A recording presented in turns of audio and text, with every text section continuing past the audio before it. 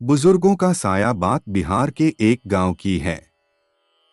एक परिवार के बड़े बेटे का पास वाले गांव की एक लड़की से रिश्ता पक्का हुआ। जब विवाह की तारीख नजदीक आने लगी, उस समय लड़की के पिता ने एक अजीब सी शर्त रख दी। शर्त थी कि लड़के वाले बारात में अपने साथ किसी भी बुजुर्ग को नहीं लाएंगे।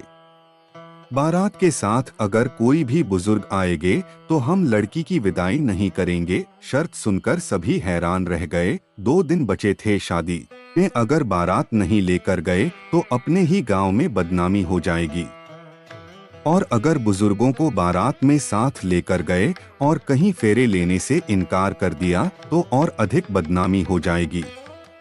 सभी लोग परेशान हो गए। सभी एक ही बात कर रहे थे कि बुजुर्गों के बिना कैसा विवाह, पर अब कोई रास्ता नजर नहीं आ रहा था। आखिर में बड़े भारी मन से लड़के के पिता ने कहा कि बारात जाएगी, और वह भी बिना बुजुर्गों के।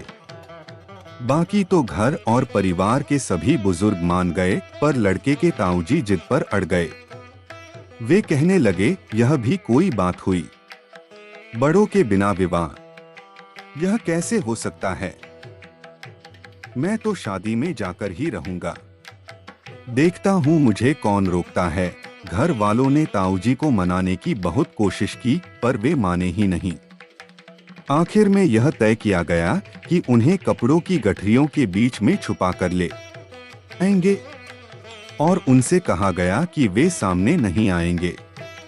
सबके जोर भरने पर इस बात के लिए ताऊजी मान गए कि वे सबके सामने नहीं आएंगे। विवाह के दिन बारात वहां पहुंची। लड़की वालों ने उनका स्वागत किया। साथ ही लड़की के पिता ने एक और शर्त रख दी। उस गांव के बाहर एक नदी बहती थी।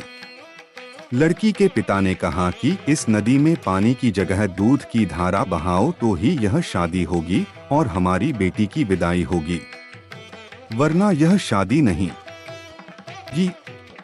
यह शर्त सुनकर तो सभी के होश उड़ गए। पूरी नदी में दूध को बहाना, यह तो असंभव है। सभी चिंता में डूब गए। बहुत मनाया, बहुत समझाया, मिन्नतें की, लेकिन लड़की के पिता तो अपनी शर्त पर अड़ गए और कहा कि अगर मेरी शर्त पूरी करोगे तो ही यह विवाह होगा। यह तो असंभव था। तो लड़के वालों ने तय किया कि चलो बारात वापस लेकर चलें।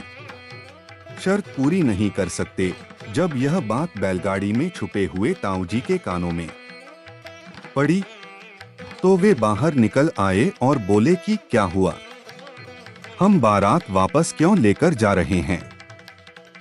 यह हमारी शान के खिलाफ है। तब किसी ने ताऊजी से कहा कि लड़की के पिता ने शर्त रखी है कि नदी में पानी की जगह दूध को बहाओ तो ही लड़की से विवाह होगा और विदाई होगी। अब आप ही बताएं ताऊजी, क्या यह संभव है, दूध की नदी बहाना? इसलिए बारात वापस लेकर जा रहे हैं। यह सुनकर ताऊजी बोले, बस इतनी सी बात, इतनी सी बात के लिए तुम बारात वापस लेकर जा रहे हो?